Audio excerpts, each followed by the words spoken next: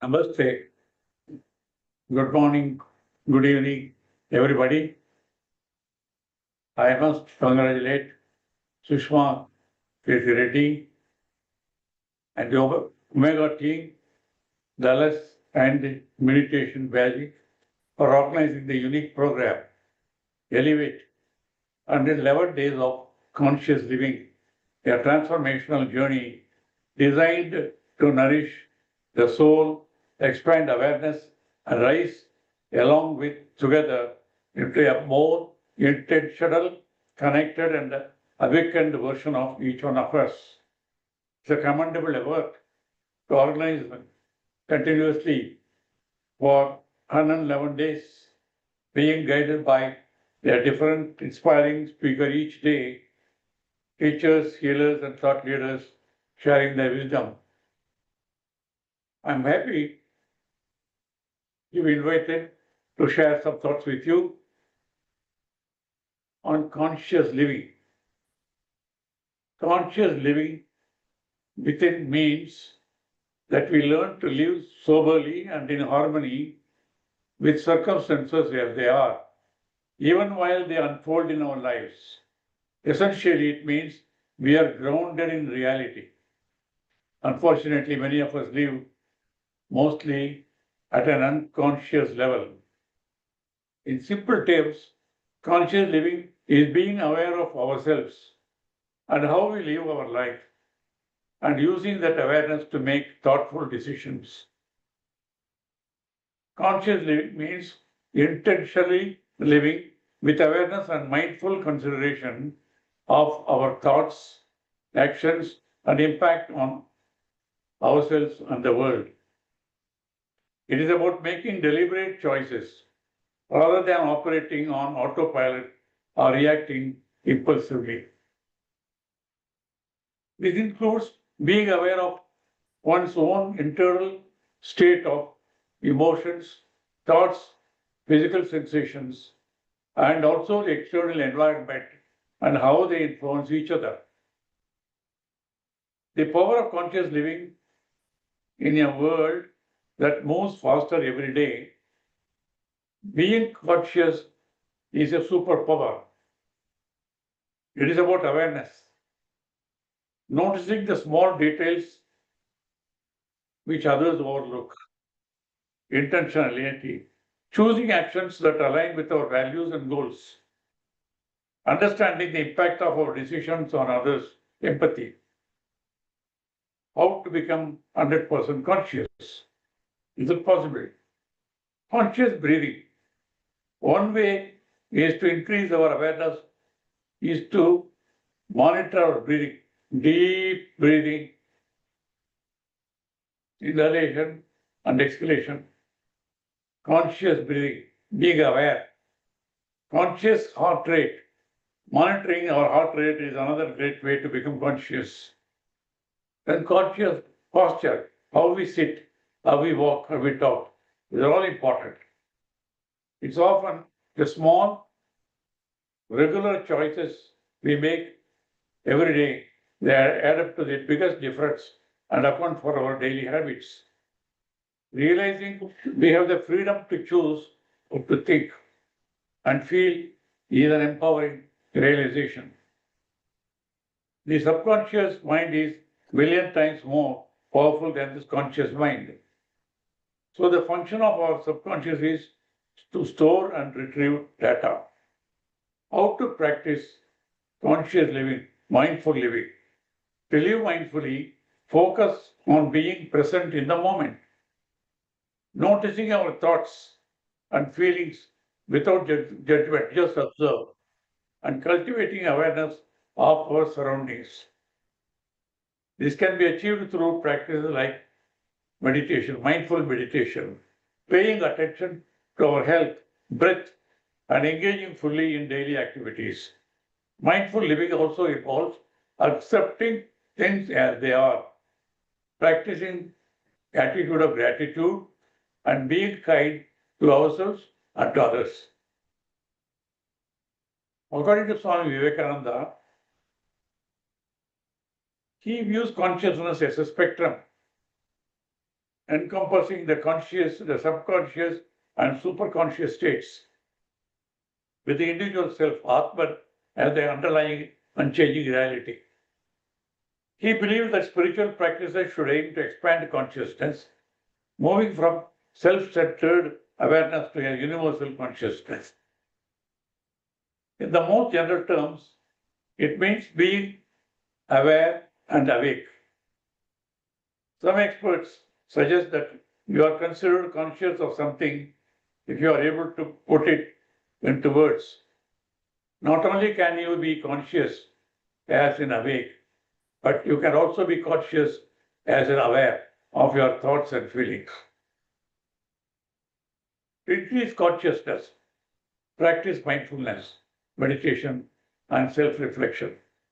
Engage in activities that foster awareness, like yoga and spending time with nature.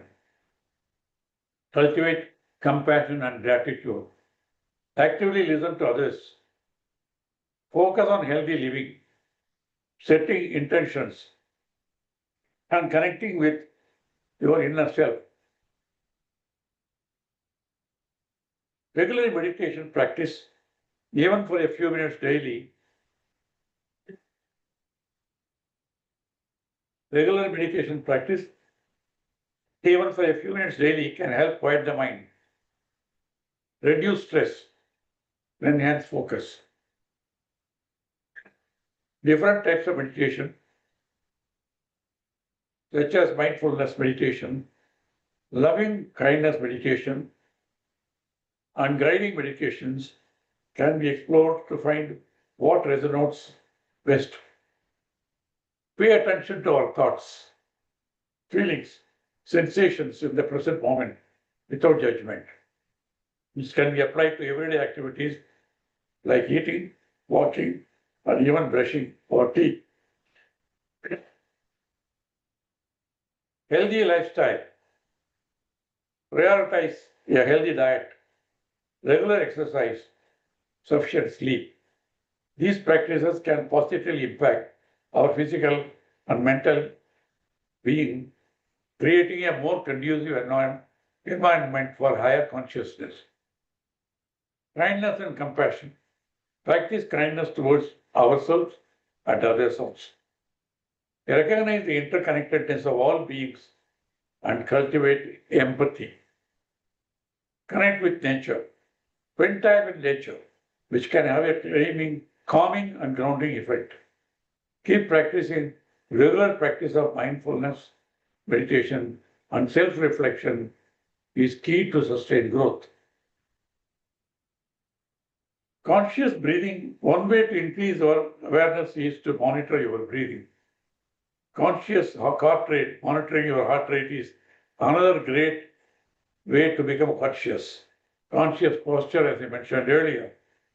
When we are conscious of others, you can be with your family, loved ones, and yourself in a more meaningful way, with more awareness, compassion, and connection to our true nature. The only way to do great work is to love what we do. Believe you can, and you are halfway there. The only limit to our realization of tomorrow will be our own doubts of today.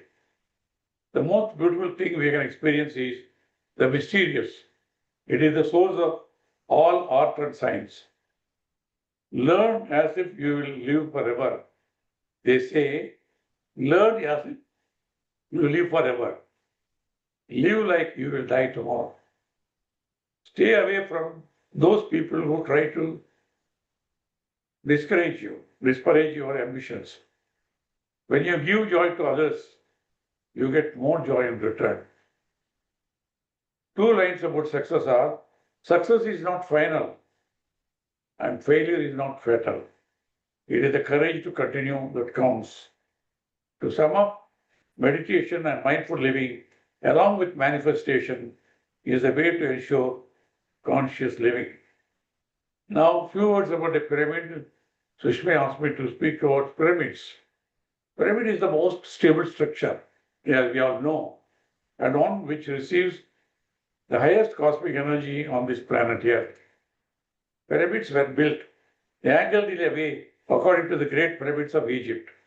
That is, to that golden angle of inclination of 51 degrees, 50 minutes, and cardinal directions alignment have been observed to be receiving the highest amounts of cosmic energy. I have gone with Brahmarshi Patriji to Giza Pyramid in Egypt, Cairo, and seen how beautifully they built thousands of years back. They had the knowledge. This is the reason for there being the storehouses of energy drawn from the universe. The power of the pyramid was obtained through a blending of the radiated cosmic energy with that of the gravitational force of Earth. People can experience this in thousands of pyramids built by Patriji, particularly the one in Bangalore and one in Hyderabad, because many more pyramids are coming up now. I'm very happy to see in recent visit to Dallas, we are dedicated pyramid masters have identified a beautiful land, about 100 acres, for building Omega Pyramid. They have promised to bring Alpha Pyramid within 1 year, and the Omega Pyramid, which is going to be the larger than one in Bangalore and Hyderabad. That will be the first big pyramid in the Western world, and that will be the lighthouse of pyramid for those who have got prosperity, but they don't know how to get in peace of mind. That will be the greatest gift of the Indian community to the American society and the world all the whole. Meditating under the pyramid gives you more power than meditating outside. A pyramid has to be aligned to perfect cardinal directions, north, south, east, and west. Cosmic energy gets accumulated mostly at 1/3 of the height from the base of the pyramid. That place is called, we call it King's Chamber. Pyramid is a geometric energy amplifier. It is practically seen also by thousands of meditators. Any material can be used to construct pyramid. It is enough if we know the base measurement alone for the construction of pyramid. When the pyramid energy is absorbed regularly, the body's immunity increases significantly. Pyramids help to reduce the level of stress and tension in the physical body. There is a continuous flow of energy in the pyramid. Irrespective of the number of people present, everyone who is there receives equal energy from the pyramid. The power of our will, what we think, increases enormously under inside a pyramid. Quality of sleep and clarity of dreams also improve under a pyramid. Meditation done inside a pyramid is at least 3 times more powerful than the ordinary no pyramid meditation outside. Pyramids provide the most effective high energy environment for all beginners of meditation. The use of pyramid in meditation will accelerate the relaxation process, bringing feelings of calmness, well-being, and a more and open positive attitude. Many users have attested to the increasing memory recall, sharper visions of past incarnations, greater amount of telepathic communication, and a general improvement in moment-to-moment awareness, and also the physical and mental health also now.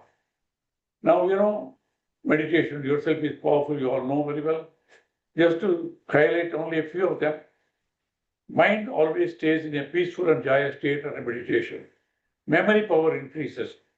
All work gets done with greater efficiency.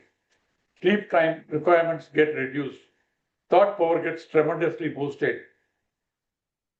Wasteful habits die a natural death. Purpose of life is better understood. Healing happens naturally. Relationships become more meaningful and fulfilling. Meditation enhances memory power tremendously. Is absolutely essential for all students, both at the school level and at the university level, and also in families. Increased work efficiency everywhere, reduced sleeping time, power of thought. For a spiritually mature person, there are no dilemmas about making the right choices now. I wrote some time back a newsletter, Meditation is Miraculous. No exaggeration. We have seen people, thousands of people who have gone through physically and also on Zoom, They have reported remarkable progress everywhere in their mental health, physical health, spiritual health, relationships, and all that. We have been in the Anapanasati meditation, the Buddha CEO, Quantum Foundation, we have been organizing regional conferences on meditation, and even we have World Conference of Meditation. Before the Second World Conference on Meditation, in the prestigious Bharat Mandapam, we were pleasantly surprised. The UNO declared 21st December as World Meditation Day. 10 years back, World Yoga Day, where Prime Minister Modi addressed the UN. But that was confined only to physical yoga. But what more important is meditation, mental health. Now, the UN has recognized that more demand and declared 21st December as World Meditation Day. That means the world at large also recognizes officially dhyana, meditation is important. Very good. I only quote the Prime Minister, Narendra Modi ji, on what he says about meditation. Meditation or dhyana, I quote, is the most important and integral part of yoga practice. It helps rejuvenate both body and mind, improve concentration, and aids behavioral modification. Meditation also helps in eliminating fear, anger, anxiety, and depression by developing positive emotions. I quote Modi ji again, it increases one's memory, willpower, and clarity of thought, ultimately improving quality of life. It makes the mind calm and quiet and leads to self-realization, which is the goal of yoga practice now. To quote Mr. Ratan Tata, celebrated, the great industrialist, I quote him, Padma Bhushan awardee. He says, in today's extremely fast-paced life, meditation is the space where one can untangle and organize one's mind and find the strength and energy to continue with renewed focus and vigor. Even a few minutes every day goes a long way. Mahatma Gandhi ji said, he who is steadfast in meditation becomes firm and clear. Bhagavad Gita says, when meditation is mastered, the mind is unwavering. Meditation is a practice to control the mind and senses. Mind is restless and difficult to restrain, but it is subdued by practice and meditation. To quote the Confucius, the great Chinese scholar, the more man meditates upon good thoughts, the better will be his world and the world at large. When there are thoughts, it is distraction. When there are no thoughts, it is meditation. I would conclude for the time being, quoting Paramahamsa Yogananda ji, the author of the autobiography Yogi, learn to be calm and you will always be happy. Jalal within Rumi, look inside yourself, everything that you want, you already are. Dalai Lama, the Nobel laureate, says, if every 8-year-old child in the world is taught meditation, we will eliminate violence from the world within one generation. Where prayer is when you talk to God, meditation is when you listen to God. Like that, there are so many. I think I've exceeded my time. Thank you, Sushma. If you have any questions, I'll be happy to answer. Thank you. Thank you.